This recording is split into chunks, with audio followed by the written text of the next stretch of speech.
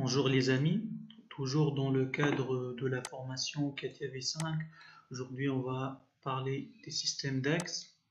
Donc pour insérer un système d'axe, il faut y aller à insertion, système d'axe. D'accord?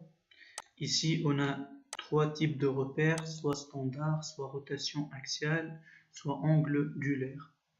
D'accord? Ici, comme point d'origine, il prend directement le point par défaut ici 0, 0, 0. Et ici, on a les trois axes. Par exemple, si je choisis cet axe-là, il inverse, il le met de l'autre direction.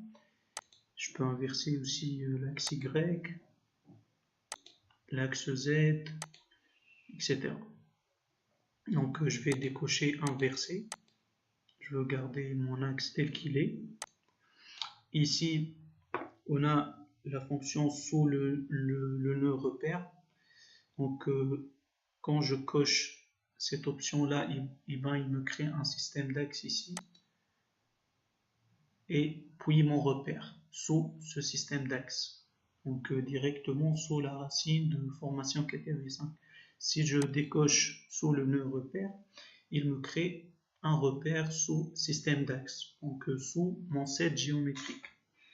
Donc c'est à vous de voir si vous voulez créer les axes à part ici ou bien sous votre système, sous votre set géométrique.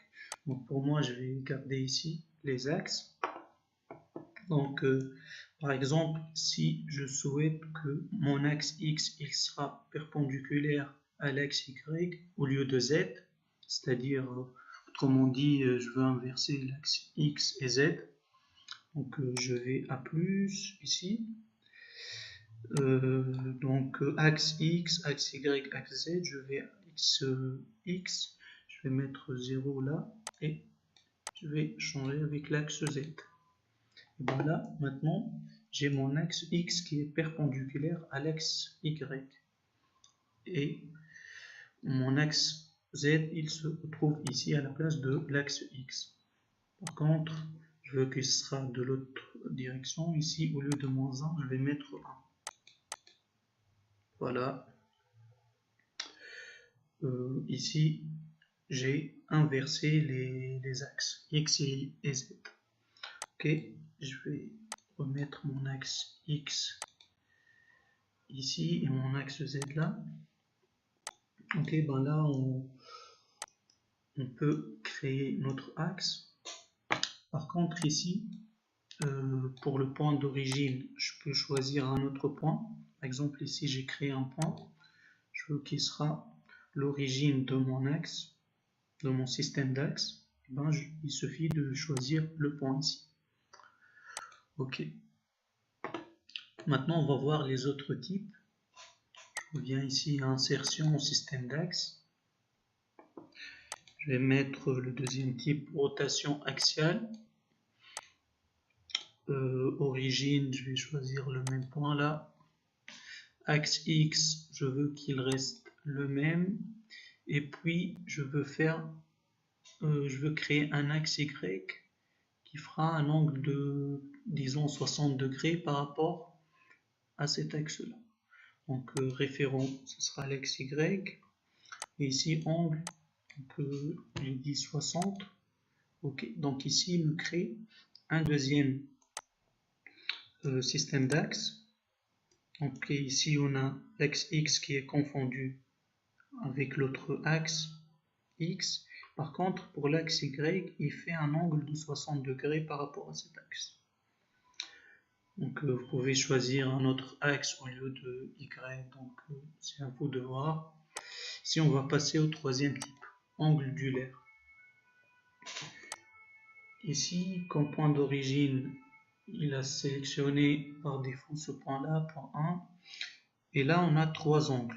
Si par exemple, je souhaite créer un nouveau système d'axes et pour l'axe X, je veux un angle par exemple de 45 degrés par rapport à cet axe. Ben là, je vais mettre 45 degrés. Il me crée un angle de 45 degrés ici par rapport à cet axe. Donc de même pour l'axe Y par exemple. Voilà, ici on a un angle de 45 degrés entre les deux axes. Donc voilà, vous avez plusieurs possibilités. Donc, 3 types. Donc standard, rotation axiale et angulaire. C'est à vous de voir ce que vous voulez créer.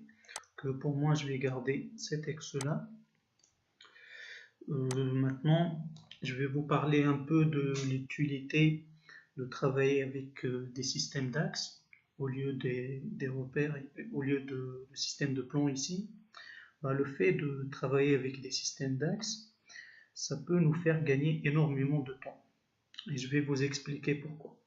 Par exemple, si on souhaite créer un assemblage de plusieurs pièces, disons un assemblage d'une dizaine de pièces, et bien si vous importez toutes les pièces dans un même fichier d'assemblage, product, vous devez positionner par la suite manuellement toutes les pièces, voire créer des contraintes, et vous imaginez le temps qu'il vous faut pour faire une telle tâche.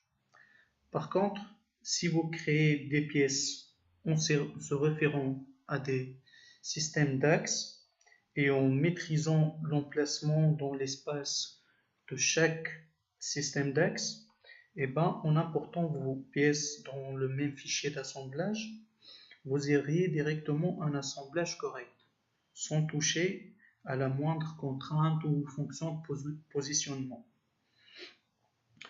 Donc voilà l'utilité de base. Si vous comprenez ce que je vous ai raconté là, et ben tant mieux. Sinon, dites-le moi en commentaire. Comme ça, je pourrais vous faire une application simple et vous allez sûrement comprendre l'utilité de travailler avec des systèmes d'axes. Donc la vidéo est terminée ici. J'espère qu'elle vous a plu. N'hésitez pas à liker et à s'abonner à la chaîne. Et on se retrouve au prochain tuto. Au revoir.